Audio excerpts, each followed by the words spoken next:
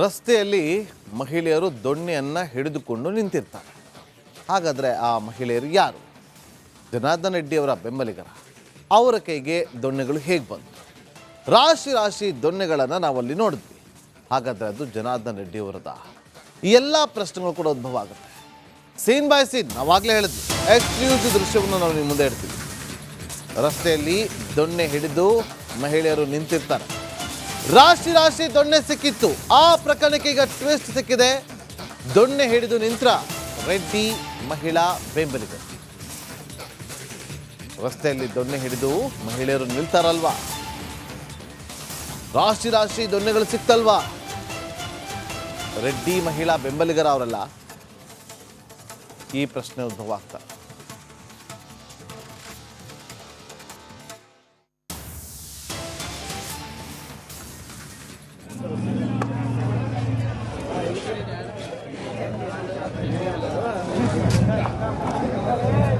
ನೋಡಿ, ಮಹಿಳೆಯರ ಕೈಯಲ್ಲಿ ದೊಣ್ಣೆ.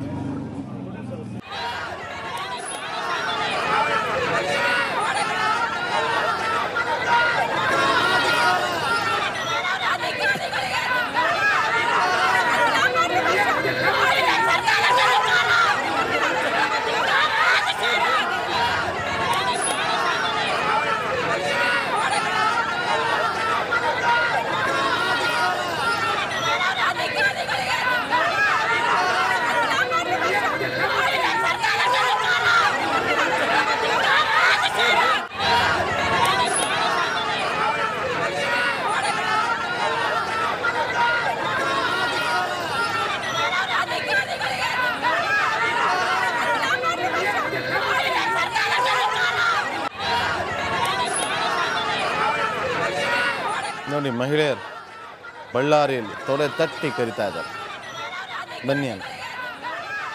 ಜಗಳ ರಾತ್ರಿ ತಾರಕಕ್ಕೇರಿದ್ದು ಎಲ್ಲಿಂದ ಅನ್ನೋದನ್ನು ನಿಮಗೆ ನೋಡ್ತಾ ಇದ್ದೀವಿ. ಎಲ್ಲಿಂದ ತಾರಕಕ್ಕೇರಿದ್ದು ಅನ್ನೋದನ್ನು ನೋಡಿ. ಎರಡೂ ಕಡೆ, ಒಂದು ಕಡೆ BJP ಕಾರ್ಯಕರ್ತರಿದ್ರು, ಒಂದು ಕಡೆ ಕಾಂಗ್ರೆಸ್ ಕಾರ್ಯಕರ್ತರಿದ್ರು. ಇಲ್ಲಿ ಮಹಿಳೆಯರು ಬರ್ತಾರೆ, ತೊಡೆ ತಟ್ಟಿ ಕರೀತಾರೆ. ಹಾಗಾದರೆ ಈ ಮಹಿಳೆಯರೆಲ್ಲ ಯಾರು? ಇವರು ಯಾವ ರೆಡ್ಡಿಯ ಬೆಂಬಲಿಗರು? ಬ್ಯಾನರ್ ಬಡಿದಾಟಬೇಕಲ್ಲ, ಅಟ್ಟೆ ತಣ್ಣಗಾಗುತ್ತಲ್ಲ. ಒಂದು ಅದೇ ಹೇಳ್ತಾರಲ್ಲ, ಉಗ್ರಲ್ಲಿ ಹೋಗೋದನ್ನು ಇಡೀ ಕೈಯನ್ನೇ ಕಟ್ ಮಾಡಿಕೊಂಡ್ರು ಅಂತೇಳಿ ಹಾಗಾಯಿತು. ಬ್ಯಾನರ್ ಹಾಕ್ತೀರಾ, ಹಾಕ್ಕೊಳ್ಳಿ, ಓಕೆ, ವಾಲ್ಮೀಕಿ ಸಮುದಾಯದ ಆಯ್ತು. ಸ್ವಲ್ಪ ಮನೆಗೆ ಅಡ್ಡ ಹಾಕ್ಕೊಳ್ಳಿ, ಸ್ವಲ್ಪ ಮುಂದೆ ಹಾಕ್ಕೊಳ್ಳಿ ಅಂದರೆ ಮುಗ್ದೋಗಿರೋದು. ಅವ್ರು ಬೇಡ ಅಂದಾಗ ಇಲ್ಲ, ಯಾಕೆ ಇಡೀ ಬಳ್ಳಾರಿನಲ್ಲೇ ಹಾಕಿದ್ದೀವಿ, ಇದೊಂದು ಜಾಗದಲ್ಲಿ ಬಿಟ್ಟರೆ ಏನಾಗೋಗುತ್ತೆ, ನಡ್ರ ಹೋಗೋಣ ಅಂತೇಳಿ ಮುಂದೆ ಹೋಗಿದ್ರು, ಆಗೋಗಿದ್ರು. ಅದಾಗಲಿಲ್ಲ. ಪ್ರತಿಷ್ಠೆ, ಒಣ ಪ್ರತಿಷ್ಠೆ, ನಮ್ಮನೆ ಮುಂದೆ ಯಾಕೆ ಹಾಕಬೇಕು ಅಂತ ನಮಗೊಂದು ಪ್ರಶ್ನೆ ಉದ್ಭವ ಆಗುತ್ತಲ್ಲಿ. ಅಲ್ಲಿ ಮನೆಗೆ ಅಡ್ಡ ಆಗುತ್ತೆ ಅಂತೇಳಿ ಬ್ಯಾನರ್ ಹಾಕ್ಬಿಡಿ ಅಂತ ಅಂದ್ರಂತೆ. ಅಲ್ಲಿ ಯಾವ ಥರ ಅಡ್ಡ ಆಗ್ತಿತ್ತೋ ನಮಗಂತೂ ಗೊತ್ತಾಗಿಲ್ಲ. ಮನೆಗೆ ಅಡ್ಡ ಆಗುತ್ತೆ ಅಂತೇಳಿ ಬ್ಯಾನರ್, ಆ ಬ್ಯಾನರ್ಗಿಂತ ದೊಡ್ಡದಾಗಿದೆ ಆ ಮನೆ ಕಾಂಪೌಂಡ್ಗಳು. ನೋಡಿ, ಅಲ್ಲಿ ರಾಶಿ ರಾಶಿ ದೊಣ್ಣೆಗಳು ಬಿದ್ದಿದೆ, ರಾಶಿ ರಾಶಿ ದೊಣ್ಣೆಗಳು ಬಿದ್ದಿದೆ. ಈಗ ಇದಕ್ಕೆ ಟ್ವಿಸ್ಟ್ ಸಿಕ್ಕಿದೆ. ಯಾರು ತಂದು ಇಟ್ಟಿದ್ದೀವಲ್ಲ ರಾಶಿ ದೊಣ್ಣೆಗಳು, ಎಲ್ಲಿ ಅದು, ಹೆಂಗೆ ಬಂತಿದೆಲ್ಲ ಅಂದರೆ ನಿಮಗೆ ಮುಂಚೆನೇ ಗೊತ್ತಿತ್ತಾ ರಾತ್ರಿ ಗಲಾಟೆ ಮಾಡೋಕ್ಕೆ ಬರ್ತಾರೆ ಅಂತ? ಹೇಗೆ ಗೊತ್ತಿತ್ತು ನಿಮಗೆ? ನಿಮಗೆ ಆ ಥರ ಗೊತ್ತಿದ್ದೇ ಆಗಿದ್ದರೆ ನೀವು ಪೊಲೀಸರಿಗೆ ಮಾಹಿತಿ ಕೊಡ್ಬೋದಿತ್ತಲ್ವ? ಕೊಟ್ರ ಇವತ್ತು ಅವ್ರು ಸಸ್ಪೆಂಡ್ ಆಗಬೇಕು, ಇವ್ರು ಸಸ್ಪೆಂಡ್ ಆಗಬೇಕು, DYSP ಸಸ್ಪೆಂಡ್ ಆಗಬೇಕು ಅಂತೇಳಿ ಆರೋಪ ಮಾಡ್ತಿರಲ್ಲ. ನಿಮ್ಮನೆಗೆ ಹೇಗೆ ಬಂತೀವಲ್ಲ?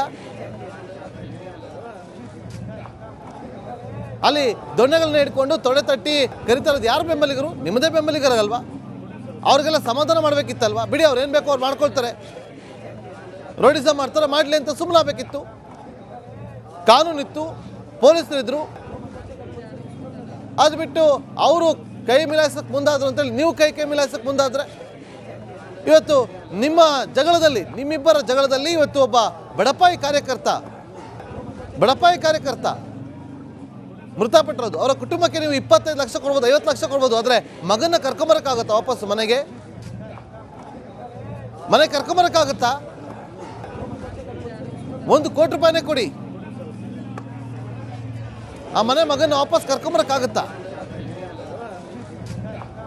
ಇದು ಅರ್ಥ ಮಾಡ್ಕೋಬೇಕು ರಾಜಕಾರಣಿಗಳು. ನಿಮ್ಮ ಒಣ ಪ್ರತಿಷ್ಠೆಯಿಂದಾಗಿ ಇವತ್ತು ಆ ಮಹಿಳೆಯರು ಎಲ್ಲರ ಮೇಲೆ ಕೇಸ್ ಆಗ್ಬೇಕು. ಆ್ಯಕ್ಚುಲಿ ಯಾರೇ ಆಗಿರಲಿ, ಯಾರದೇ ಫಾಲೋವರ್ ಆಗಿರಲಿ, ಪ್ರಚೋದನೆ ಕೊಡೋದು ಬಂದ್ರು ಅಂತೇಳಿ. ಪ್ರಚೋದನೆ ಯಾಕೆ? ಏನೊಂದು ಬ್ಯಾನರ್ ಹಾಕಿದ್ರೆ ಏನಾಗ್ಬಿಡೋದಲ್ಲಿ? ವಾಲ್ಮೀಕಿ ಸಮುದಾಯಕ್ಕೆ ನೀವು ಸಪೋರ್ಟ್ ಮಾಡ್ದಂಗೆ ಆಗ್ತಿರ್ಲಿಲ್ವಾ? ಅದು ಬಿಟ್ಟು ಆ ಬ್ಯಾನರ್ ವಿಚಾರವಾಗಿ ಗಲಾಟೆ ಮಾಡ್ಕೊಂಬಿಟ್ರು, ಬ್ಯಾನರ್ ವಿಚಾರ ರೋಡಿಸಮ್ ಮಾಡಿದ್ರು. ಎರಡೂ ಕಡೆನೂ ತಪ್ಪಿದೆ. ಒಬ್ಬರು ಸೋಲೋದಕ್ಕೆ ರೆಡಿ ಇಲ್ಲ, ಇಬ್ಬರು ಬಿದ್ದರು ಅಳ್ಳಿಕ್ಕೀಗ. ಬಳ್ಳಾರಿ ಜನ ಹೇಗೋ ಅವ್ರ ಪಾಡಿಗೆ ಅವರು ಶಾಂತವಾಗಿರ್ತಾ ಇದ್ರು. ಇವತ್ತು ಆ ಬಳ್ಳಾರಿಯಲ್ಲಿ ಆತಂಕದ ವಾತಾವರಣ ಇದೆ. ಒಬ್ಬರು ಮಾತಾಡೋಕೆ ರೆಡಿ ಇಲ್ಲ, ಒಬ್ಬರು ಪಿಟಿಕನಕ್ಕೆ ರೆಡಿ ಇಲ್ಲ. ಅಯ್ಯೋ ನಾವು ಮಾತಾಡಿದ್ರೆ ನಮ್ಮನೆ ಮುಂದೆ ಬಂದ್ಬಿಟ್ಟು ನಮ್ಮನ್ನೇ ಸಮಾಧಿ ಮಾಡಿಬಿಡ್ತಾರೆ. ಈ ಥರದ ವಾತಾವರಣ ನಿರ್ಮಾಣ ಮಾಡಿಬಿಟ್ಟಿದ್ದೀರಿ ಬಳ್ಳಾರಿಯಲ್ಲಿ.